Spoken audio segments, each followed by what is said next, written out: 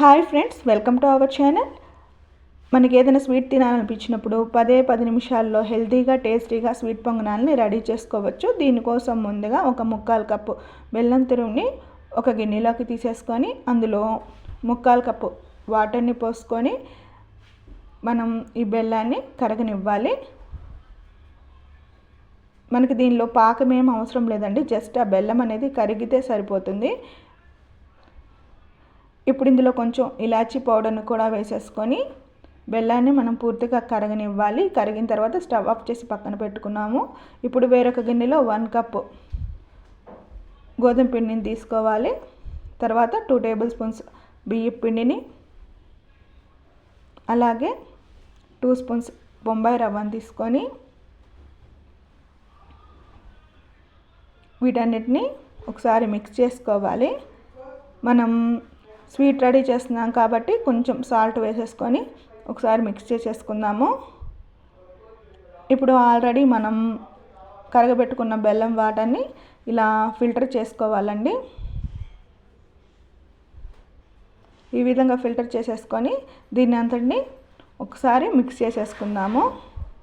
చూడండి, ఇలా మిక్స్ చేసుకున్న తర్వాత మనకి పిండి ఇంకా గట్టిగానే ఉంది కదా. ఇప్పుడు దీనిలో వాటర్ని కానీ పాలను కానీ కొంచెం కొంచెం యాడ్ చేసుకుంటూ కన్సిస్టెన్సీని చూసుకొని దోశ బ్యాటర్ లాగా కలుపుకోవాలి. నేను కొంచెం పాలని మళ్ళీ కొంచెం వాటర్ని కూడా యాడ్ చేశానండి. మనకి పిండి అనేది ఎక్కడ లంప్స్ లేకుండా బాగా మిక్స్ చేసేసుకోవాలి పిండి అంతటిని. చూడండి, ఇంకొంచెం ఈ విధంగా వస్తే సరిపోతుంది. ఇప్పుడు 10 నిమిషాల పాటు దీన్ని పక్కన పెట్టేసుకుందాము. 10 నిమిషాల తర్వాత ఇంకొకసారి మిక్స్ చేసేసుకొని దీంట్లో కొంచెం సోడా ఉప్పుని వేసుకున్నాము, చిటికెడు. ఇప్పుడు స్టవ్ మీద పొంగనాలు చేసుకునే ప్యాన్ పెట్టేసుకొని అందులో మనం నెయ్యి కానీ లేదంటే నూనెని కానీ వేసుకోవచ్చండి. ఇక్కడ నేను నెయ్యి వేసుకుంటున్నాను కరిగించుకొని. తర్వాత మనం రెడీ చేసుకున్న బ్యాటర్ని ఒక్కొక్క గంట చొప్పున దీంట్లో వేసేసుకుంటున్నానండి.